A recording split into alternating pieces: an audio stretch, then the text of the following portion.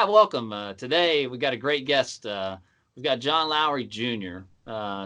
John played at the University of Minnesota, coached at the University of Michigan, also coached high school at Martinsburg, has several other coaching stops, currently coaching some Legion ball, has a son that's playing Division I baseball. So what a great guest. Appreciate you being with us today, John. I'm excited to be here, Marty. Thanks for having me very much. Yeah, so tell me a little bit about this background. You've got kind of like the storied family, and you yourself. What a great pedigree and background. Tell me a little bit about your playing days and how that rolled into coaching. So I grew up in Shepherdstown, and that would have gone to Jefferson High School. I did the little thing growing up. I played Little League even when I was 13. I think one of the interesting things about my playing days, I didn't even play when I was 14 years old. I just went to the ballpark with my father. He was a coach, assistant coach in the Valley League from 79 to 84. So we hung out at the ballpark with all the college guys. That's where I first got interest in, hey, my dream is to be a Division I player. And so I worked towards that. I never really had a dream of being a professional player or a big leaguer, but I wanted to be a Division I college player. I played for my father for the 3 years at Jefferson High School when Jefferson High School was just a 3-year school. We were fortunate enough in 1988 to win the state championship. I was the starting pitcher. My brother was the catcher. My father was the coach. So that was pretty cool. I was a state player of the year that year. And all through that time, I've been playing some summer baseball down in Baltimore in a 20 and under league. Got the opportunity to get recruited by some, University of North Carolina, University of Minnesota, James Madison, Richmond, a lot of different schools. And so it turned out that I went on my recruiting visit to the University of Minnesota. It was the first plane flight that I'd ever been on. My mother told me that I wasn't going there because it was too far away.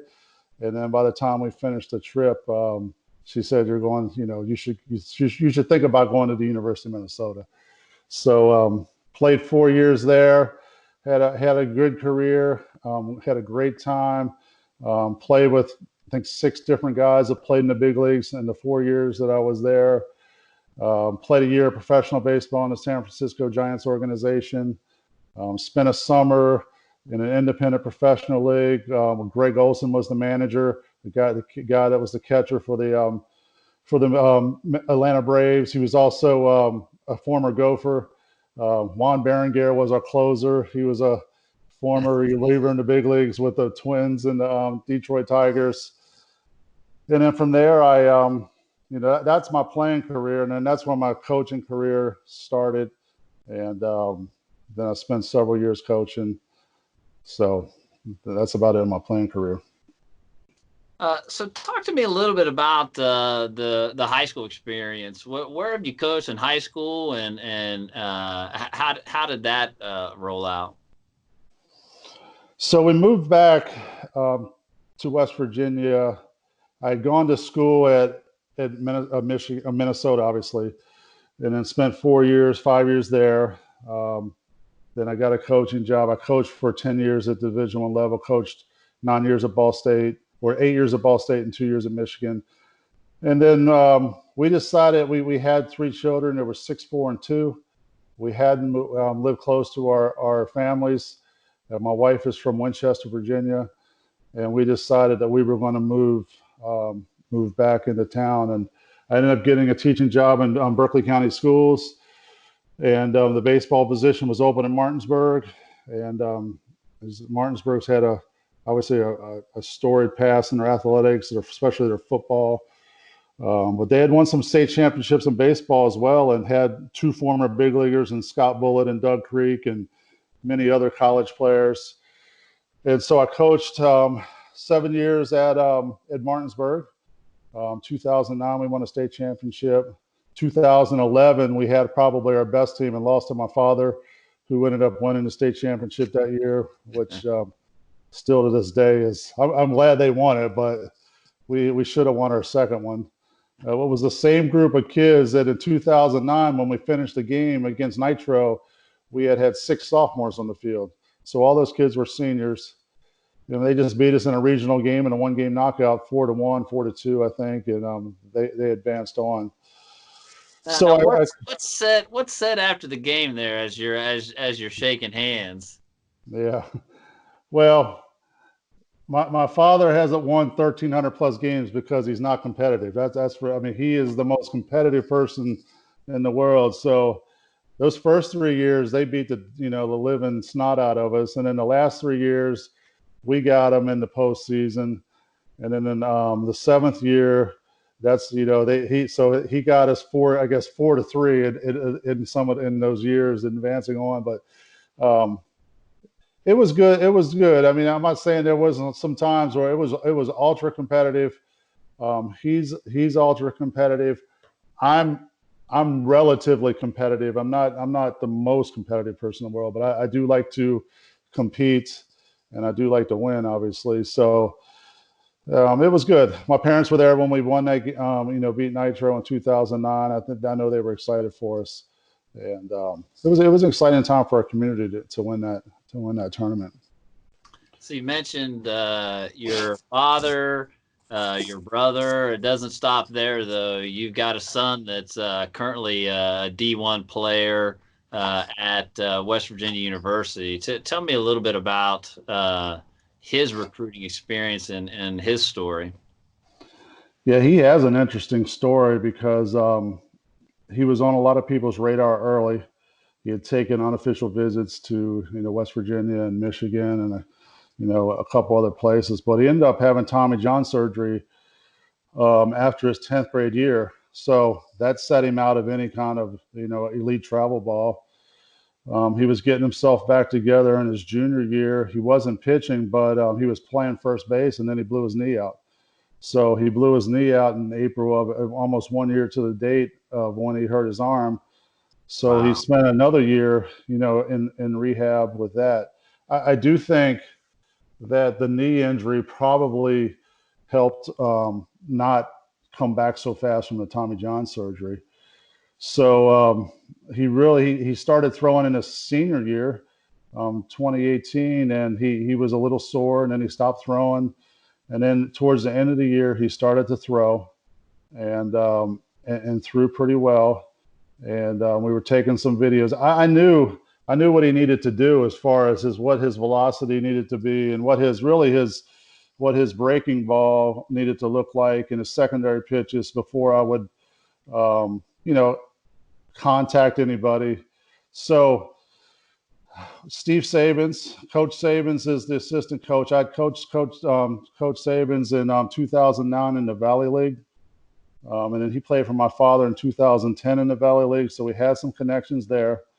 I sent some video over to Sabes, and he said, "Hey, I'm going to show this to Coach Mazie," and then their pitching coach. And then he said, "I'll send somebody out to see him play." And then at that point, when Coach Mazie saw the video, he just said, "Hey, bring him on."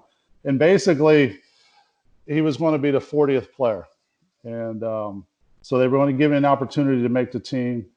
And to Bo's credits, he went in and did everything he was supposed to do, academically, athletically, being a good teammate. So he ends up making the team, and he pitched in about 13 games last year. He didn't pitch a ton of innings because he was always, facing a lefty or coming in, try to get out of a jam. Situational.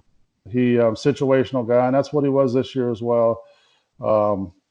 But it's been a great experience as far as, they hosted the NCAA regional last year, and that was a blast. Going to Morgantown and Mon County Stadium every weekend's been fun.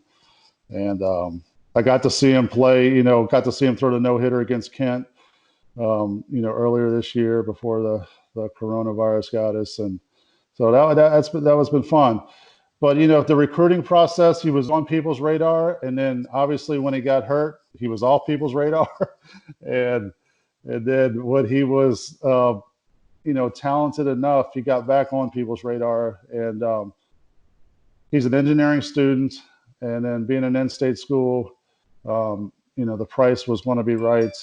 And so we were happy that they gave him a chance to play, and he's made the most out of it. Yeah, certainly. So what was the backup plan? What were the thoughts if the velo wasn't there, or if we didn't get that look from WVU? What else were you guys thinking about? Well, we were actually trying to do some prep school stuff. He had gone to a prep school in Pennsylvania at Mercersburg Academy, and so he had spent the 4 years there. And we were trying to figure out a place where he could go in maybe in New England to do a 5th year and not burn a year of eligibility. But those people, they wouldn't take him because they didn't know for sure how much he was going to be able to play or not. He wasn't 100% there yet. Although in that summer he went out and he probably pitched 25, 30 innings and did a great job. And maybe if he was 100% healthy, they would have taken him. But there really wasn't a true backup plan from that standpoint. I mean, there was a couple that we had brainstormed some schools that he could go to, but the engineering sort of limited the kind of schools that were going to have both baseball and the academics, and then on top, really the affordability. I mean, I couldn't afford $40,000 a year to go out of state. Now, he could have maybe gotten some academic money probably if he'd have gone to a smaller school but we didn't do a ton of research as far as we didn't have to do that. So I guess we didn't do it. So what about this year with the COVID stuff? How did you find out? How did he find out? What was that conversation like? Pretty disappointing. How did that roll out there at WU? Well, I mean, we're sitting in class, and I had a substitute. I teach special ed, and I had an aide in my room that said he was on his phone. He said the NBA just canceled, or just postponed. And I was like, oh my God, that's not good. And so, I think that was on a Tuesday, and then they were headed to Pittsburgh and to go to Texas Tech. And I think, the story was out on. So, I mean, I know Coach Mazey has talked about it on a couple radio shows. I mean, they were headed to the airport in Pittsburgh, and they were basically told to turn around and come back. I think they didn't know for sure what was going to happen yet. They didn't know if it was just that weekend or if it was just a couple weekends. I think they worked out on that Thursday night. And then I think the Big 12 had their meetings on that Friday evening and basically canceled everything. So I know that they got together with the guys. There was a couple of days there before it all shut down. They were able to go to the field, but then when the university shut down, they basically got locked out of the facilities. Both stayed through spring break. I think they were getting some per diem because they were on spring break that week. And then when that happened, when that finished up, he came home, and then he's been home. And we do have a pretty good situation in our garage where we have a lot of weights, and he's able to do a lot of stuff that way. I've thrown with him a couple times, although I'm getting too old to do that. How's the wing holding up? Oh, I'm just getting old. I need to lose probably 40 pounds, just like a lot of us probably. But I eventually got to where I just hit I hit fly balls to him, and then he'd throw them back. I couldn't get the distance down anymore.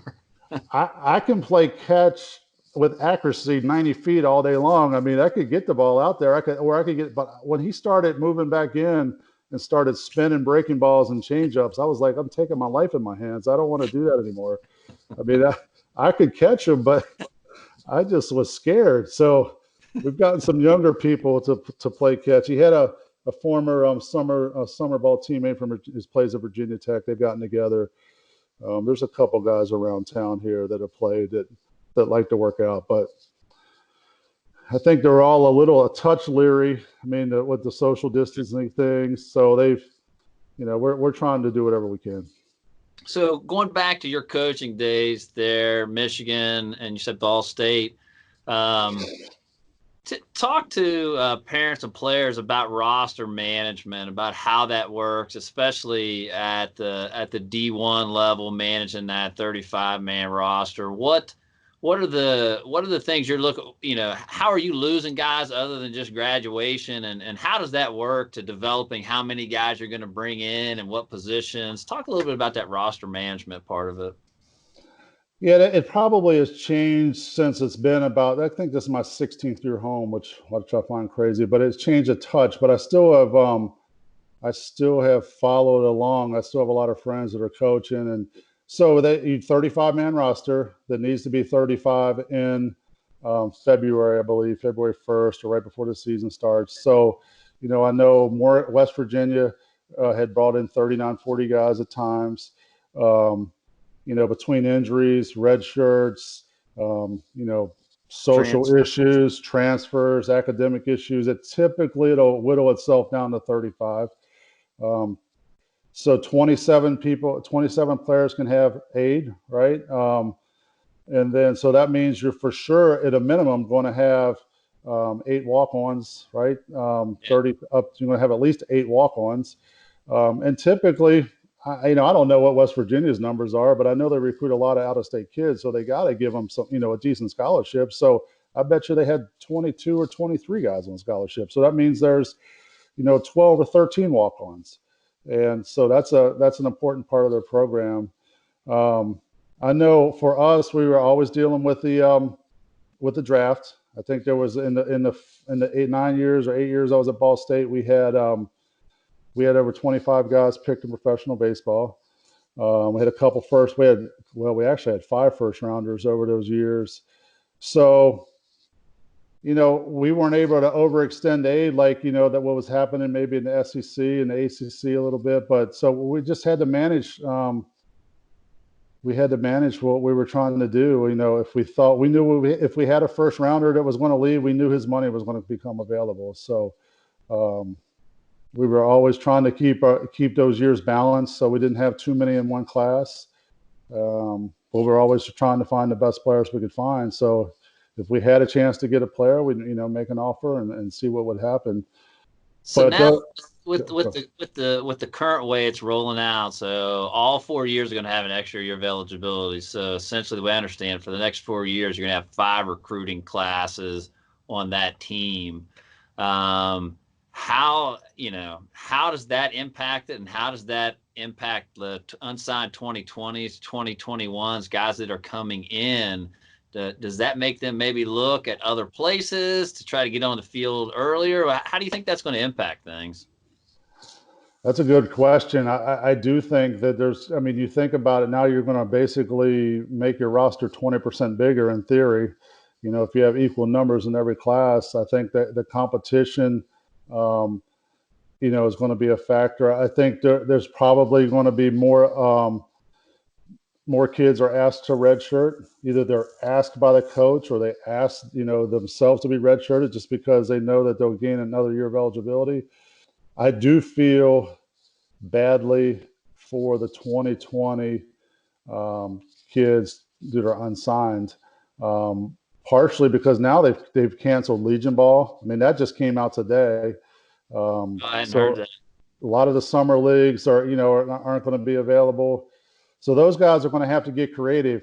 And obviously with the technology, just like we're on this meeting, I've been on a lot of Zoom meetings. You see all kinds of stuff on Twitter. They're going to probably have to pump their stuff out on social media and take some flyers, tag some coaches that they're really interested in, being realistic. And I have to imagine that, especially like a junior college, they're going to have some guys that, there's going to have some turnover. I mean, I don't know what happened at the junior college. Did the junior college level guys get their eligibility back too? Yeah. So like if the way I understand it, if a junior college guy is going to a D1 or D2 program, he's got 3 years now. So, but could he go? I mean, say I'm playing up at Potomac State, I'm a sophomore, and I'm scheduled to go to, Coastal Carolina next year. Is he able to go to Coastal, or does he have to stay and, complete his sophomore year at Potomac State? Well, I think the hard part about the junior college is them staying, and I think they're going to finish their years out. They're going to get the academic year in, but the problem, they're limited in I think in the coursework for those 2 years. They don't have, it's not like they've got a bunch of other classes you could take. I'm sure you could find something, but it's going to be tough on them not to progress academically and go somewhere else, I think. Yeah, well, no question. So does that mean they're going to leave or not leave? I guess that's the, Yeah. that I don't, I guess that all, if all the sophomores at the junior college level do leave, then they're going to have to fill 50% of the roster. If they don't leave, and they have the 40 guys that are already there, I mean, are they going to bring in 40 more guys and have 60? That's a tough gig. I mean, to manage 60 people, it can be done, but I mean, you go in, only 9 guys play, and it's going to be a tough situation. So it'll be interesting to see how that all pans out. I don't know how it's going to pan out. So talk to me a little bit about from the high school coach standpoint on recruiting. How do you see that role? You've been there from a parent standpoint. You've been there from the college coach's standpoint. What do you think that high school coach should be doing, and what should parents and players expect from there? And I know guys have different backgrounds, but what should that expectation be for a player or parent from that high school coach? Yeah, this is the toughest question that I always ask myself. So I know as a college coach what a college coach is looking for.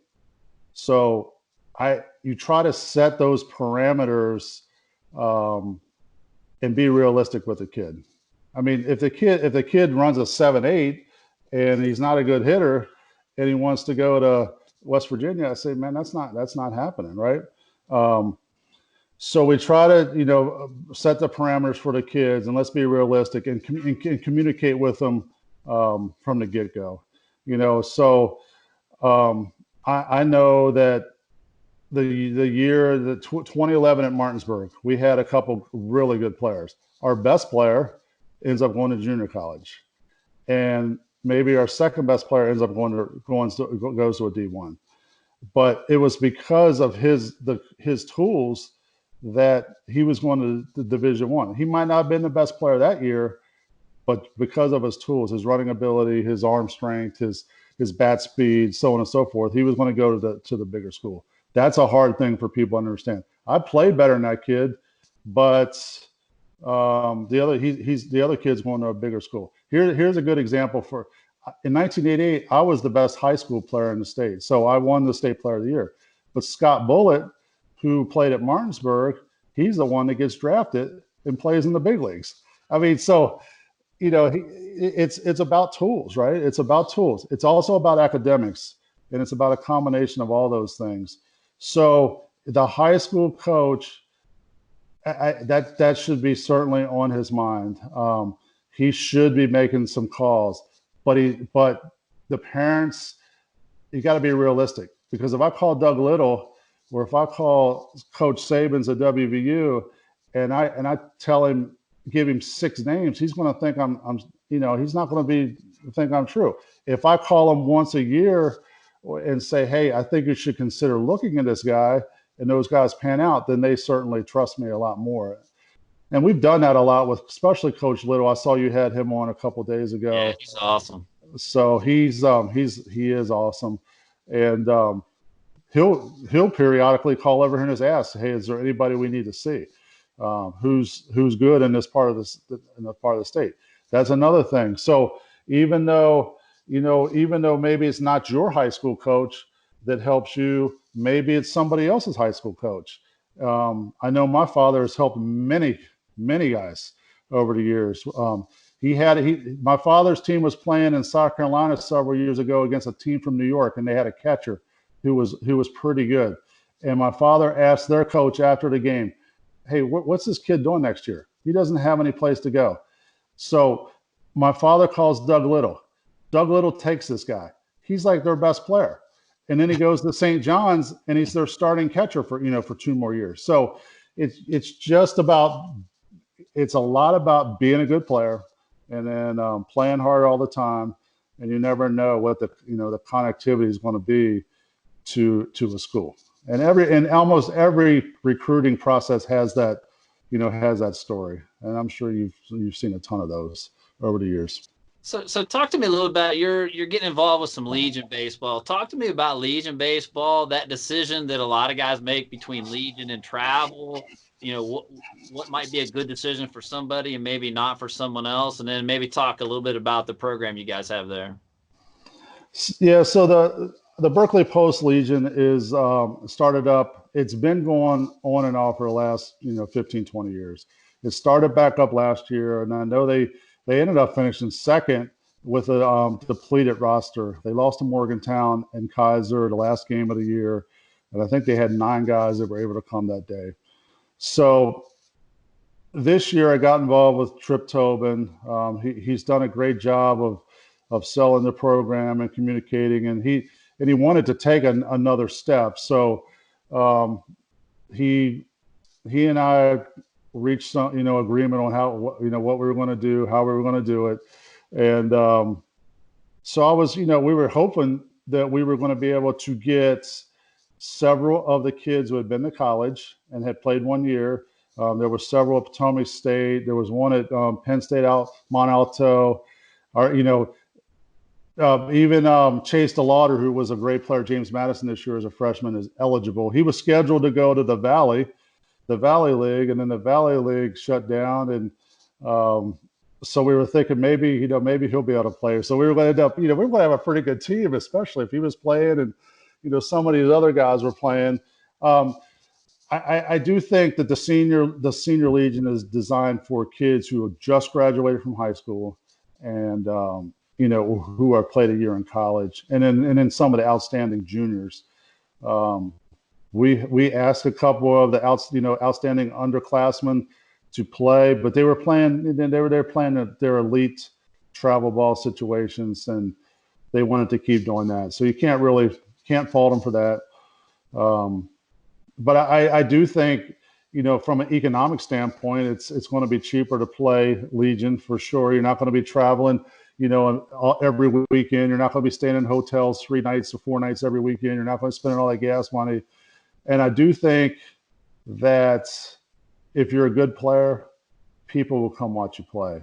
And so you just got to trust our process and trust that, if you are a good player, we're going to help you play in front of the people that, that you would consider. At the very least, we'll send videos and, send out all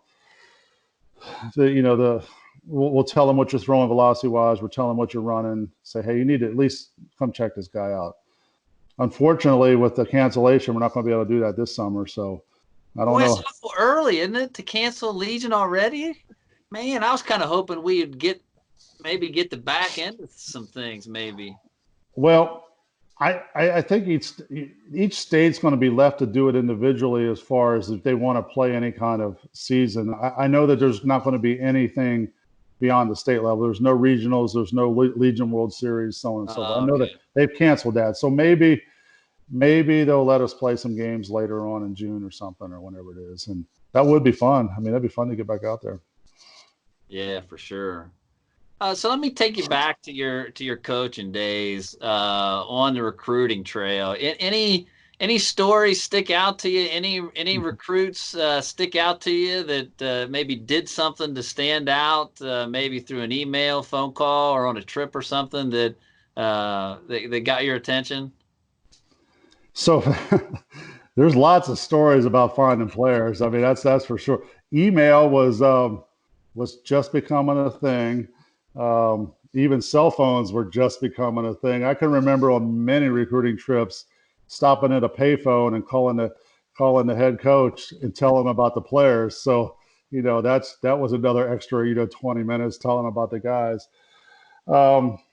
There's just finding a guy that is good enough and being able to tell your coach, hey, we need to recruit this guy. That was always a fun process. And then, making contact with their families and getting them on campus and then selling your school.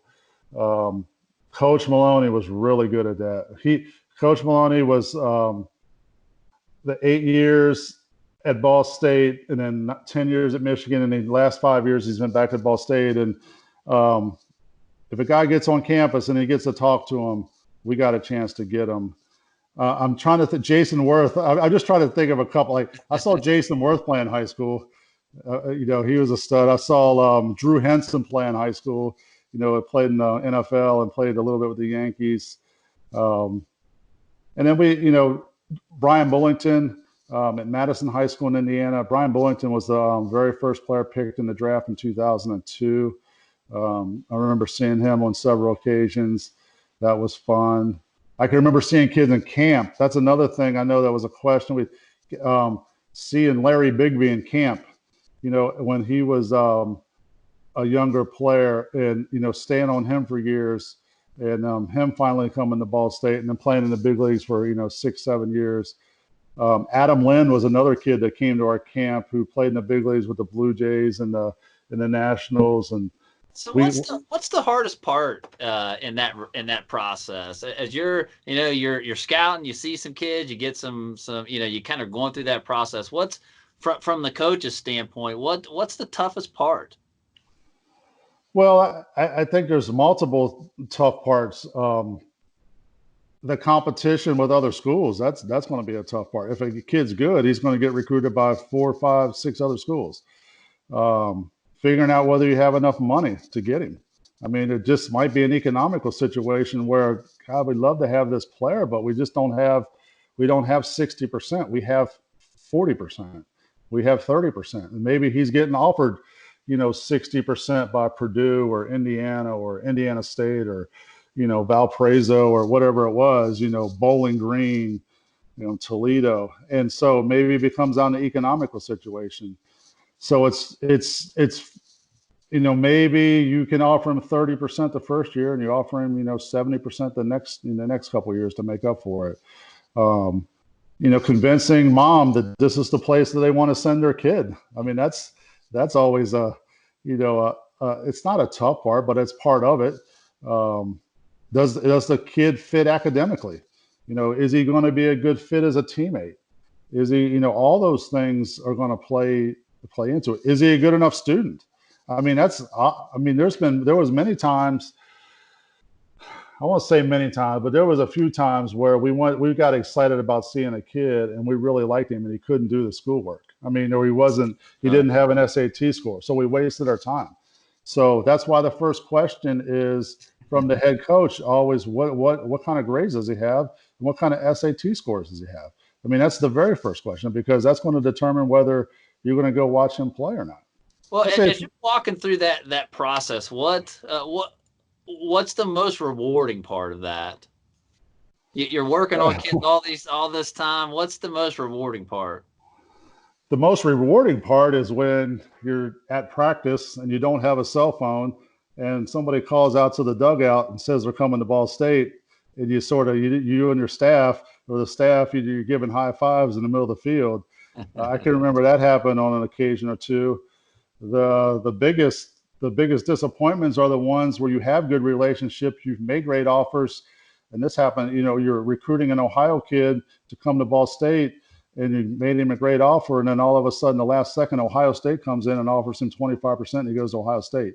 It's like that's his dream school all along. You can't blame him, but I mean, you spend a lot of time recruiting those guys, and then somebody, swoops in and gets them. When we were in Michigan, it was probably a little bit different as far as, people wanted to come to Michigan. So, but then you start recruiting against, the Notre Dames of the world, the Stanfords of the world, the Dukes of the world, the high-end academic schools, which all those places are great schools. Everybody would want to go to any of those places. So it became a little bit more competitive that way. And then, the affordability at Michigan, the school was $50,000 plus to go at that point. And I know it's more now. So economics is a big factor in it. Well, can the family afford to pay X amount of dollars to go to school?